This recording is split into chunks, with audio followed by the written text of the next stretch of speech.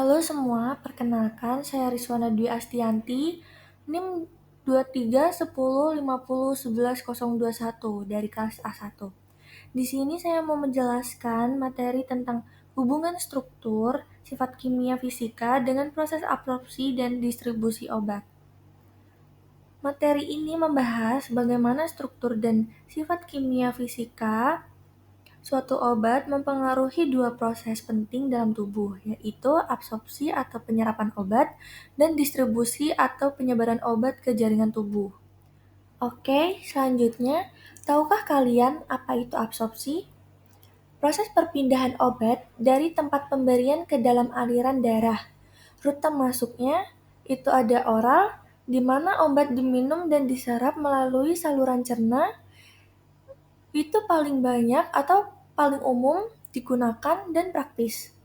Yang kedua, ada sublingual, di mana obat diletakkan di bawah lidah, diserap langsung ke pembuluh darah.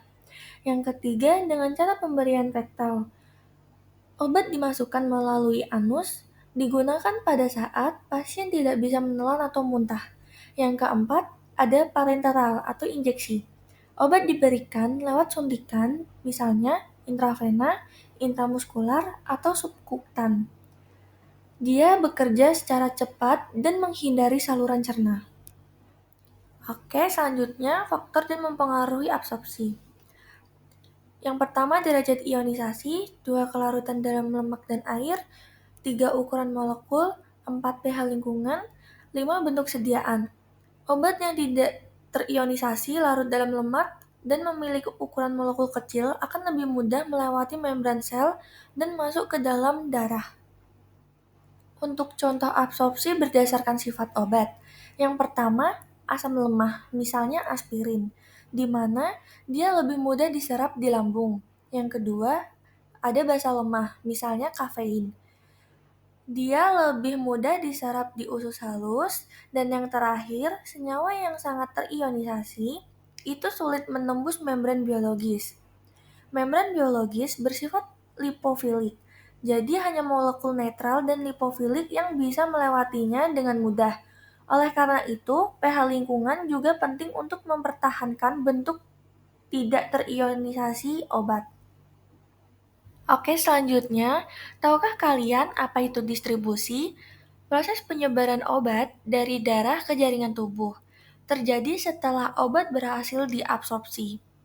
Distribusi menentukan kemana saja obat akan menyebar dan seberapa cepat ia mencapai organ target. Tidak semua jaringan menerima obat dalam jumlah yang sama. Untuk faktor yang mempengaruhi distribusi, itu ada kelarutan dalam lemak, koefisien partisi lemak atau air, ikatan obat dengan protein plasma, aliran darah ke jaringan, struktur kimia dan ukuran molekul obat. Organ dengan aliran darah tinggi seperti otak dan hati mendapat distribusi obat lebih cepat. Obat yang larut dalam lemak lebih mudah masuk ke dalam jaringan lemak atau otak. Untuk mekanisme distribusi obat itu ada 3. Yang pertama, difusi pasif. Difusi pasif adalah mekanisme utama di mana obat melewati membran sel mengikuti gradien konsentrasi tanpa memerlukan energi, terutama berlaku untuk obat lipofilik. Yang kedua, difusi terfasilitasi, melibatkan protein pembawa yang membantu perpindahan obat tertentu, meskipun prosesnya tetap pasif. Sementara itu, transport aktif memerlukan energi untuk memindahkan obat melawan gradien konsentrasi, biasanya terjadi pada area dengan barier khusus seperti usus, ginjal, atau otak. Oke, sekian materi yang sudah saya sampaikan atau jelaskan. Semoga bermanfaat. Terima kasih.